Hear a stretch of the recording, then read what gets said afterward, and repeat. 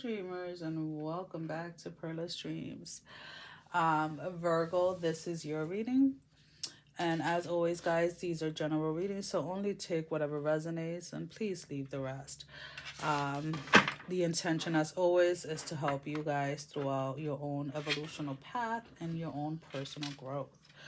So let's go ahead and let's see. Right off the bat, Virgo, you guys are very focused. There is this energy of like, it's almost kind of like you have blinders on on each side, and you're super focused on what it is that you're trying to achieve. Now, whether this is within your career, whether this is within a relationship, again, there is like you're only seeing that end result, right? If you're in a relationship, you're only seeing that person, and you're very, very like super focused on trying to stay the path, is what I'm picking up.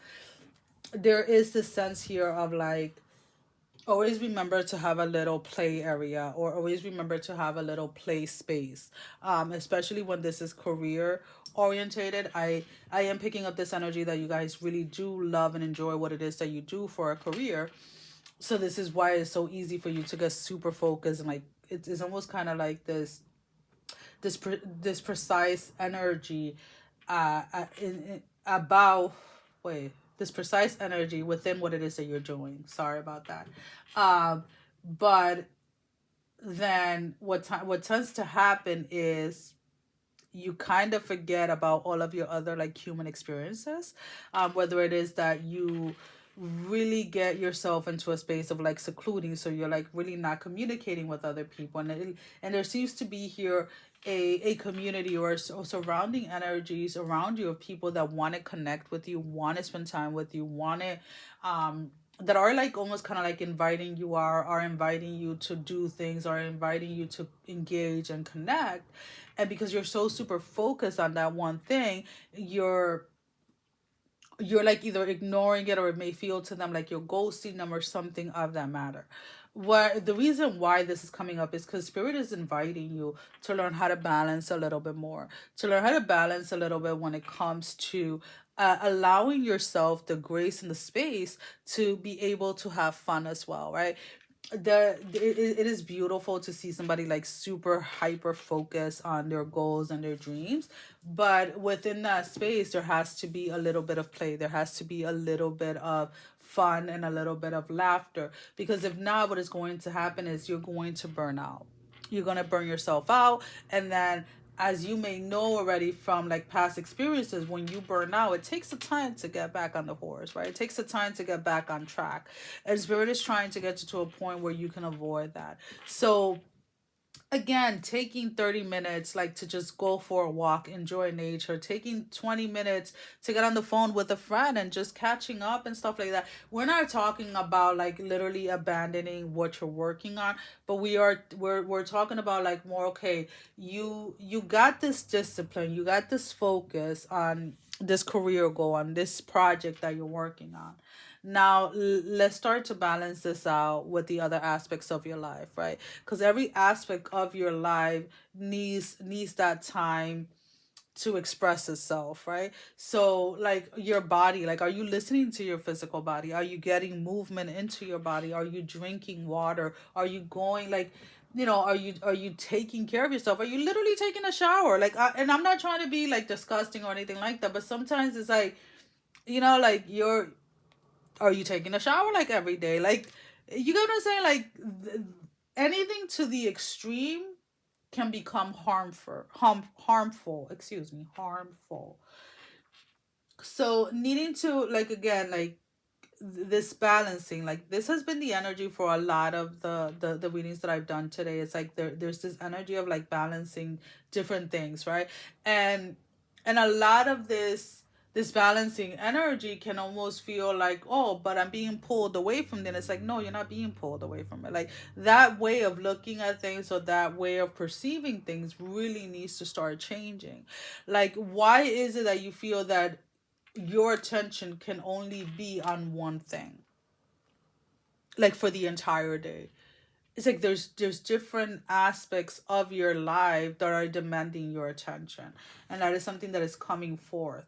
I mean, I see the dedication again that you have towards a project, towards a career. It is very beautiful to see, but do not allow that super focused energy to rob you of like the little things in life. Like for those of you that have kids, there is this longing of your kids wanting to just like spend 5 or 10 minutes with like their parents, just being, right?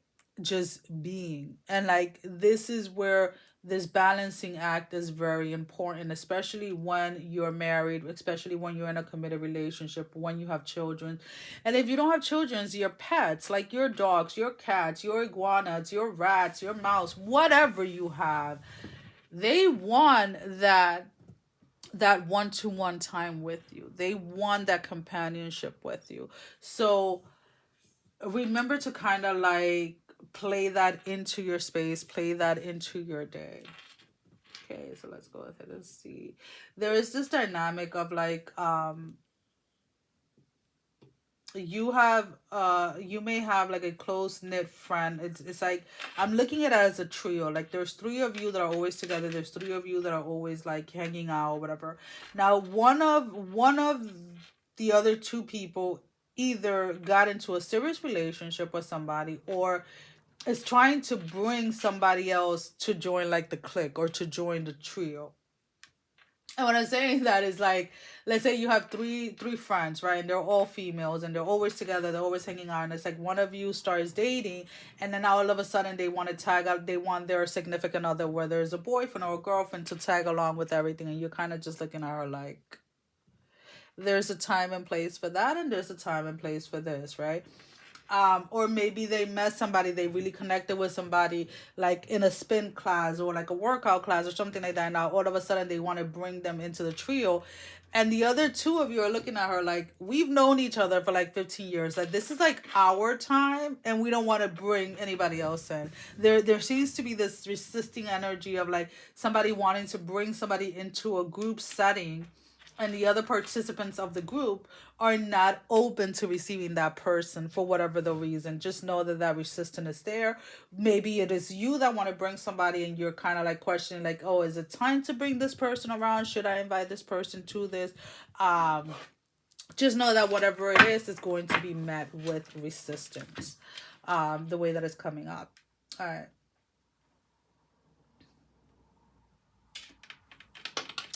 I'm clearly seeing a skull, like literally a skull, and I'm seeing the eyes and I'm seeing the mouth, and it's just kind of like staring there. There's nothing else attached to the skull. The skull seems to be like on a table. I want to say that it looks like a black table, but the legs are kind of like shaped almost kind of like a spider leg or something like that. Like, so the legs of the table are not flat. They're kind of like in a wave type of shape. And the reason why this is coming up is like there is this energy coming from the ground to the table. So this is going to resonate for those of you that have altars, especially altars that include skulls or anything like that. So like I have like my made spinner for my cards that it's here has skulls on it, right? So it doesn't always have to be something like super scary or anything like that, but there is this energy to, for those of you that have this altar like with the skull and then this energy coming from the ground up, there is something like where you have either not been cleaning your altar, you haven't been keeping your altar, you haven't been keeping the promises or the things that you said, the services that you said that you were going to do. um I don't know, everybody communicates and connects to their spiritual guides completely different.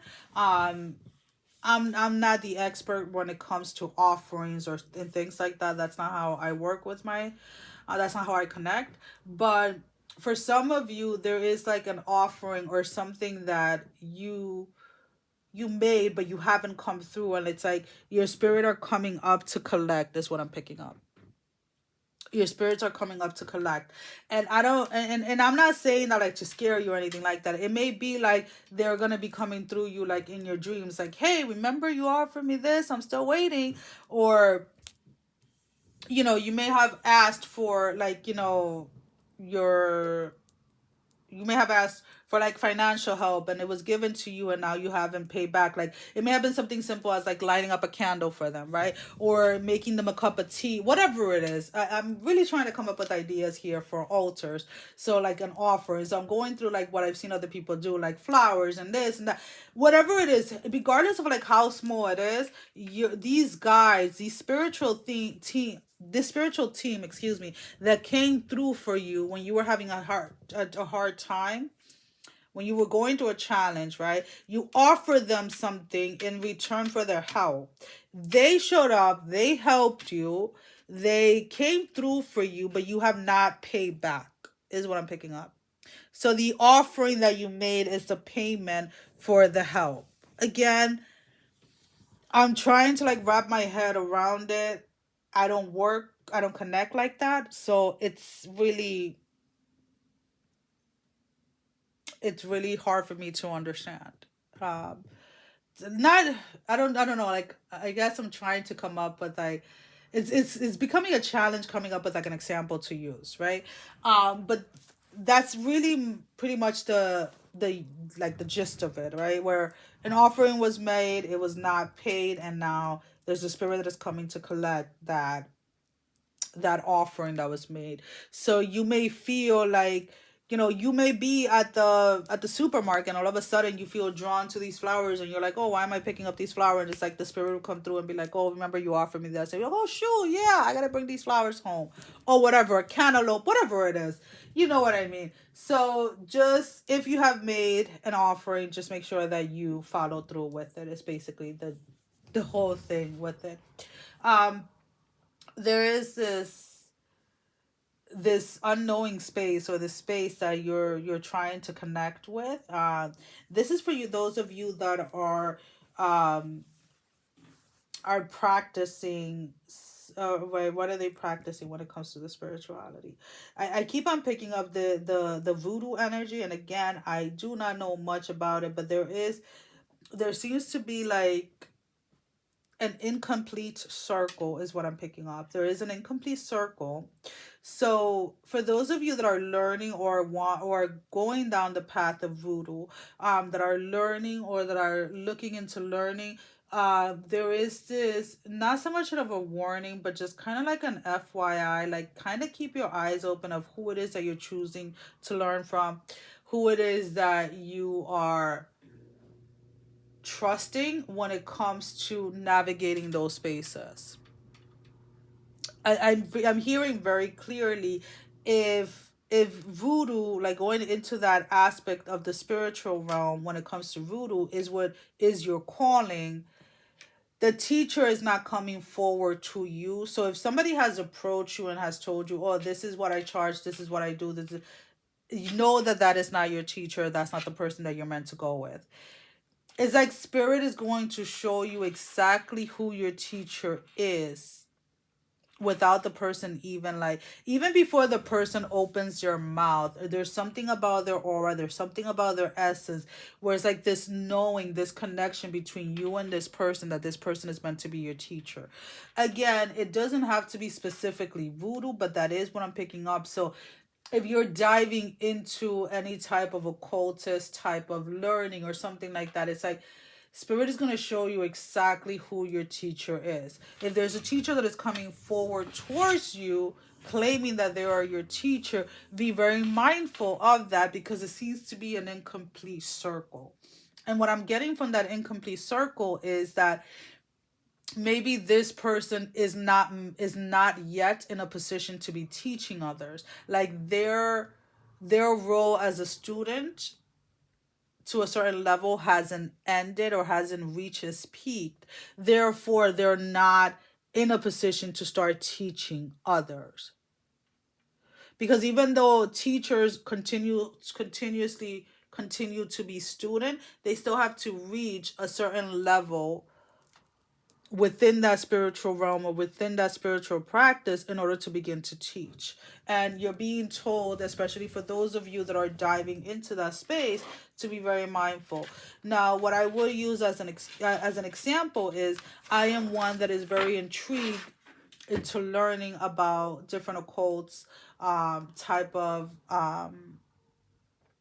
practices, right? Like I like to learn about like Santeria and voodoo and all of these other things. Like I'm always dipping my hands into learning like just the basics and see which route do I want to go to as far as like studying is, right?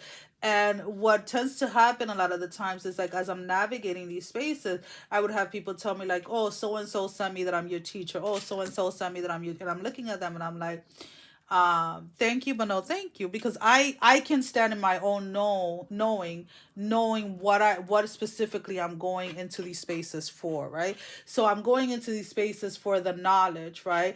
And not necessarily to practice, right? So with this huge awakening that has been happening for the past few years, you have to realize that there are people that do not have your best intention at heart. There are people that do not take the time to really immerse themselves into certain practices, to really learn from them the way that they're meant to learn.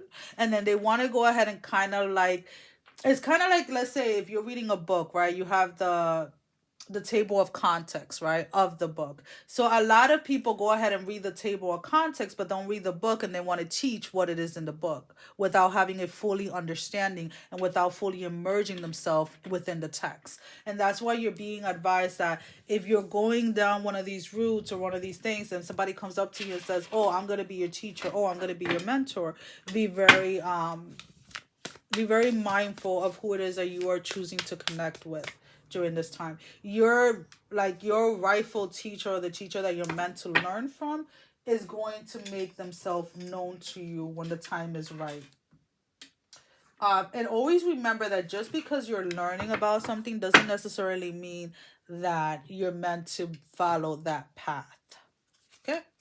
All right, so let's go ahead and let's pull out an oracle card. So we are using the Medicine Heart deck. It's a beautiful gift that I just received from an amazing client. This is my second deck out of 3 that she's gifted me. I don't need that many cards. I just need 1 card, Spirit. 1 card for Virgo. Virgo, sorry if I trigger some of you when it came to that. Some of you may have been a little excited about somebody reaching out wanting to teach you something, and some of you during like within the excitement something fell off and you were looking for the confirmation whether to follow this or not to follow it. I don't know why yoga is coming through as well. Maybe some of you want to become a yoga instructor. And again, whatever it is that you want to dive into, guys, allow Spirit to show you who your teacher is. Who your teacher is. All right, so let's go ahead and let's pull out an oracle card. Just give me 1 card, Spirit. Just 1 card. All right, Virgo, we just need 1 card, guys. We don't need like another like 10. I mean, I'm willing to settle for 2, but I really just want 1, right? You guys are really... I'm sorry if I burst your bubble when it came to that. Maybe you guys were willing to really jump in. Maybe you guys have already put a deposit with a certain teacher or something. I don't know. There's something here that is really getting people upset over what I said. At the end of the day, you have a choice. If you feel that you can navigate the waters with that teacher until your true teacher comes through, then go ahead and go forward. But just know that what you're learning may not be 100% in alignment with the actual spiritual aspect of that practice or that belief. You may be getting some like mixed informations within that space. So just tread carefully is what you should really do. All right, so let's go ahead. Give me 1 card. Ashura of the Northeast. Look at that picture. Look at that picture. Look how pretty it is. Look how pretty it is. I love the colors. Yeah, I just talk to you guys the way that I talk to my dogs. Look how pretty. Look how pretty. The pretty Tina. The pretty butter. All right, number 42. Let's see. Number 42, where are you? Towards the back, obviously, because like towards the end of the deck. Okay.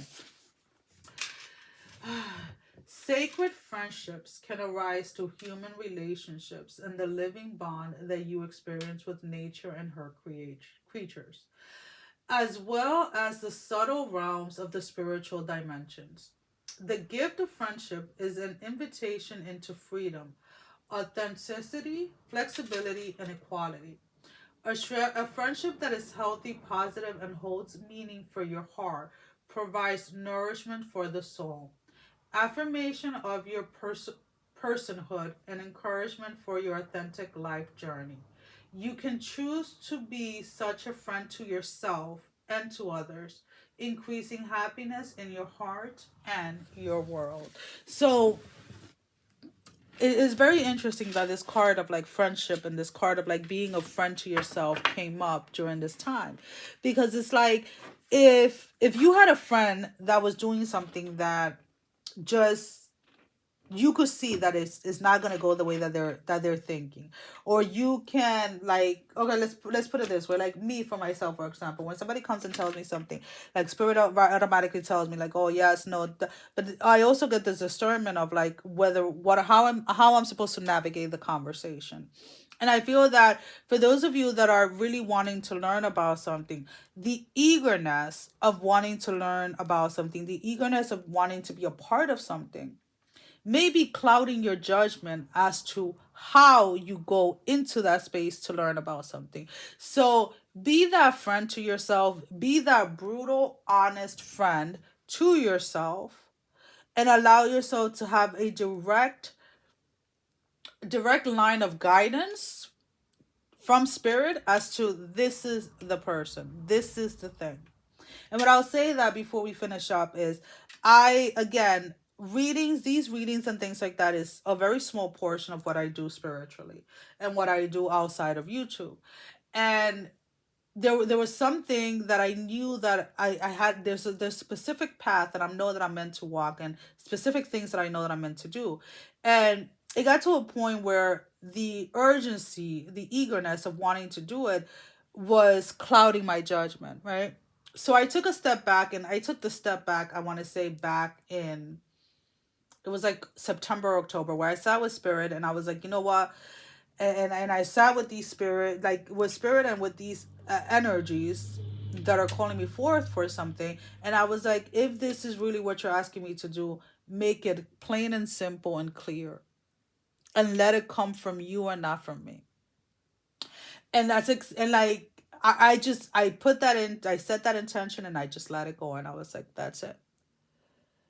And the past few months, little by little, information has been trickling down, trickling down, trickling down, trickling down. And then a couple of weeks ago, it was like, okay, like it's about a 90% clear. And then this past weekend, it was like, boom, here it is.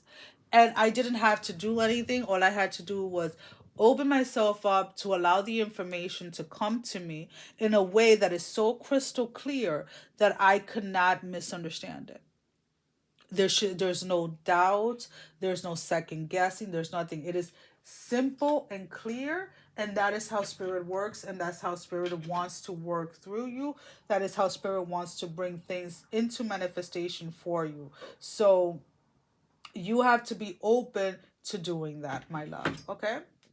Well, guys, that is all that I have for you at this moment in time. As always, thank you for all your love and support. Thank you for liking, sharing, subscribing to the channel. And if you haven't done so, go ahead and do so. We would love to have you. Sending every single one of you love, strength, and blessing, guys. Take care. Love you all. Mwah. Bye-bye.